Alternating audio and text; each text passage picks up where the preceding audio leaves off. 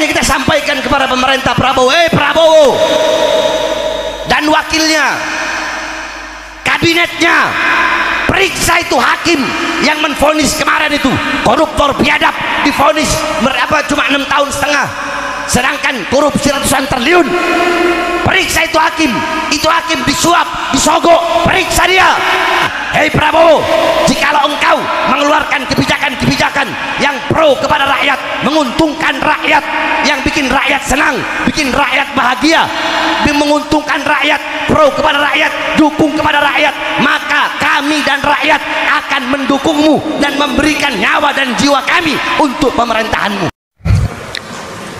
Ada segelintir orang yang punya budaya caci maki, jelek-jelekin, cari masalah, ya kan? Padahal saya percaya mereka ini mungkin sudah ditutup hatinya, ditutup matanya. Saya tidak paham mereka itu, ya.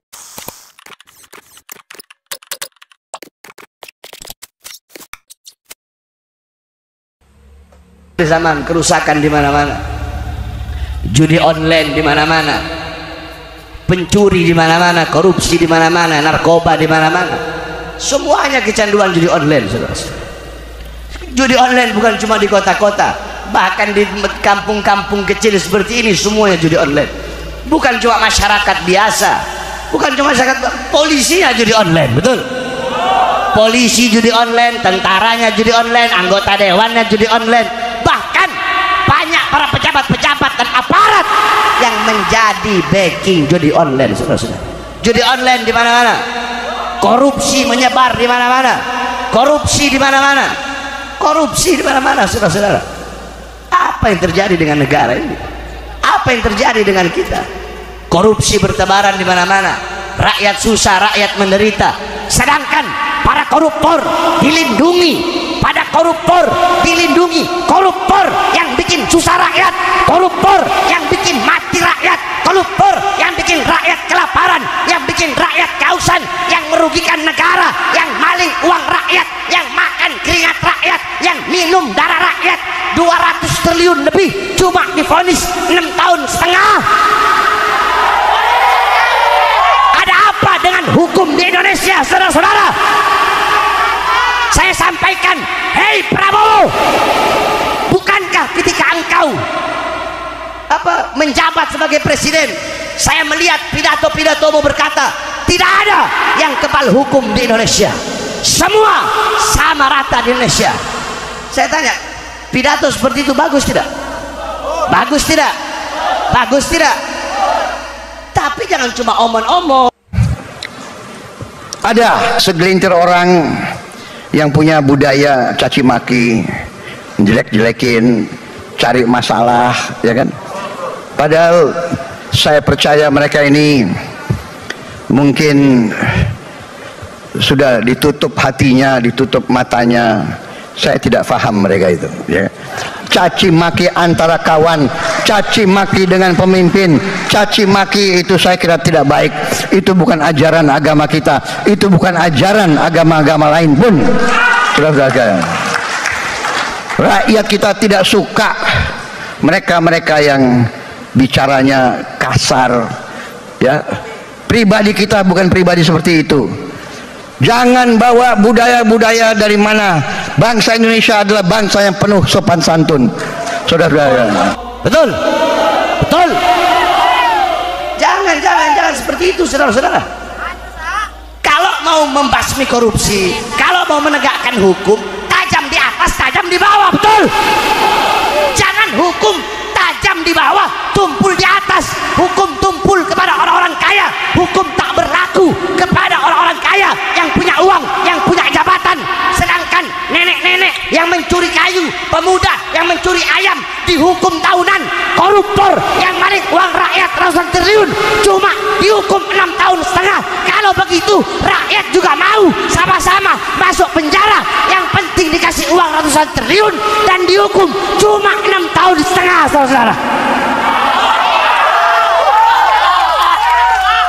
Saya tanya, kalian mau dihukum masuk penjara 6 tahun setengah dikasih 270 triliun, mau? 270 triliun itu 7 turunan nggak bisa habis itu. Rakyat juga mau kalau begitu, dan hal ini dipertontonkan di Indonesia. Saudara, ini membuktikan bahwasanya hukum nggak benar, betul. Makanya kita sampaikan kepada pemerintah Prabowo, Prabowo dan wakilnya, kabinetnya, periksa itu hakim yang menvonis kemarin itu koruptor biadab, divonis cuma 6 tahun setengah, sedangkan korupsi ratusan triliun. Periksa itu hakim disuap, disogok, periksa dia. Kalau memang terbukti siapapun yang korupsi harta rakyat yang merugikan negara, tidak ada ampun bagi koruptor. Hukum mereka bukan dengan seberat-beratnya, hukum mereka dengan hukuman mati, saudara. Saya tanya Subang Hajar, setuju nggak koruptor dihukum mati? Setuju apa tidak? Setuju apa tidak? Setuju apa tidak? Itu baru orang nggak bakal berani lagi nyolong duit rakyat, betul? Betul. Jadi jangan seenak-enaknya begitu kepada rakyat, jangan. Rakyat nggak buta, betul? Sekarang ini semua rakyat udah nggak kayak dulu. Kalau dulu belum ada internet, nggak sampai di desa-desa. Sekarang internet sudah sampai, masyarakat udah nggak bisa dibodoh-bodohi lagi, betul? Betul. Makanya saya sampaikan kepada para pejabat-pejabat, tegakkan hukum dan seadil-adilnya. Jangan semena-mena kepada rakyat. Jangan butuh sama rakyat kalau cuma ada maunya doang. Mau pilpres, mau pilkada, mau pilbu, pilihan bupati, pilihan wali kota, baru butuh sama rakyat. Giliran udah jadi, lupa sama rakyat. Rakyat dibiarkan susah, rakyat dibiarkan kelaparan. Berapa banyak di Indonesia zaman sekarang ini? Berapa banyak rakyat yang pengangguran? Berapa banyak pemuda-pemuda pengangguran? Berapa banyak kemiskinan merajalela di mana-mana?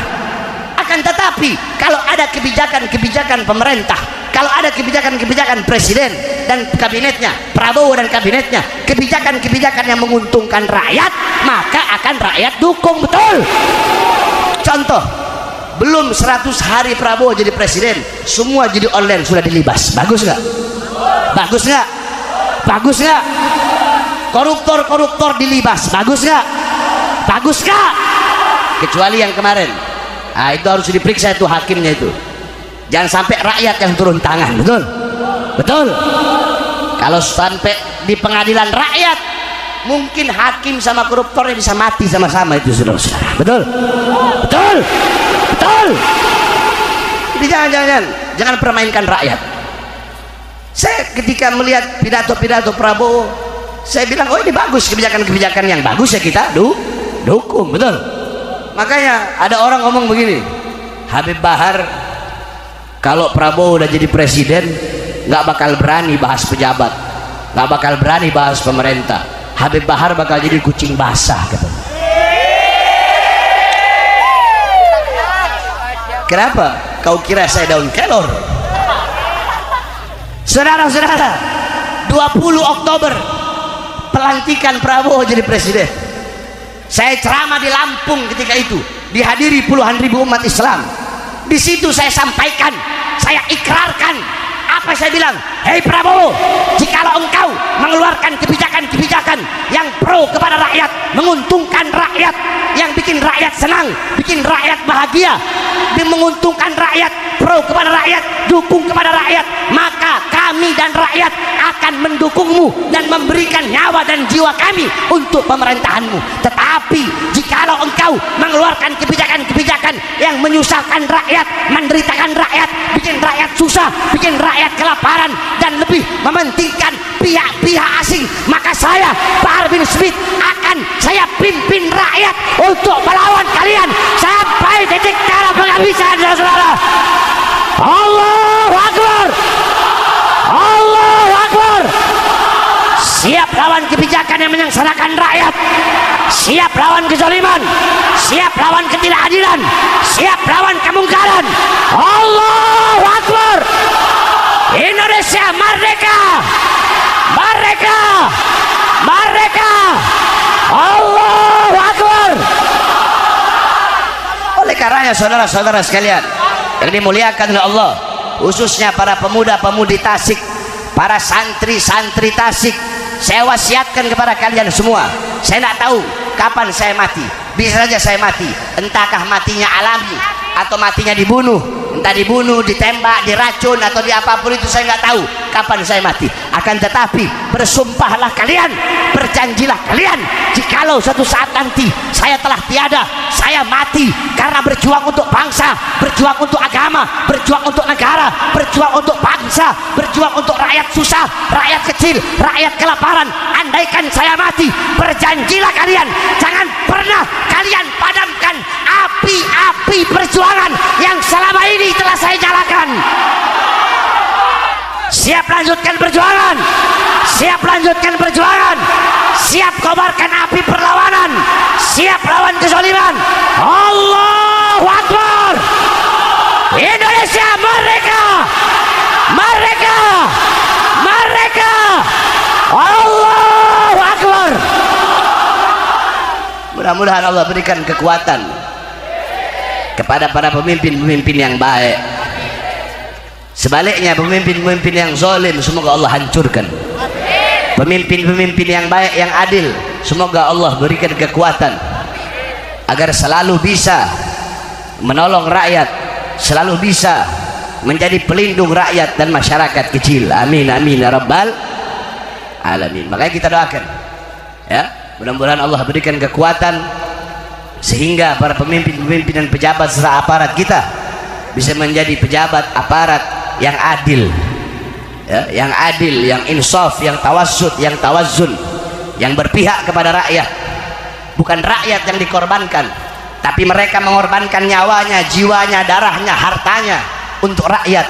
Bukan rakyat yang dikorbankan demi kepentingan perut dan partai-partai politiknya. Saudara-saudara, saya tidak ada urusan sama partai politik manapun, tidak ada. Bahar bin Smith tidak ada urusan dengan partai-partai politik manapun, saya tidak ada urusan, tidak ada urusan saya. Ini Indonesia, Indonesia, saya tanya, Indonesia ini Indonesia bukan milik presiden, betul? Betul. Indonesia bukan milik presiden, betul? Bukan milik Prabowo, bukan milik Jokowi, bukan milik Megawati, betul?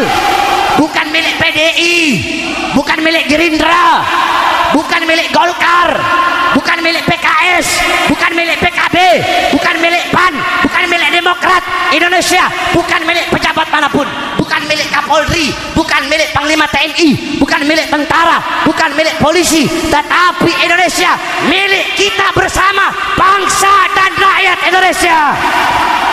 Allahu Akbar. Hidup rakyat, hidup rakyat, hidup rakyat. Allahu Akbar. Oleh karenanya sekarang saatnya kita rakyat bersatu, betul?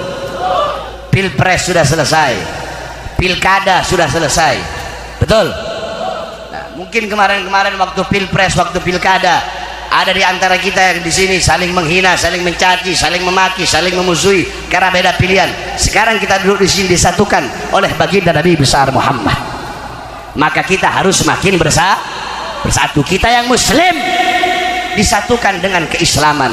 Di luar Islam, yang Kristen, Buddha, Hindu, Katolik, walaupun kita bukan saudara seagama, tapi kita saudara sebangsa, setanah air.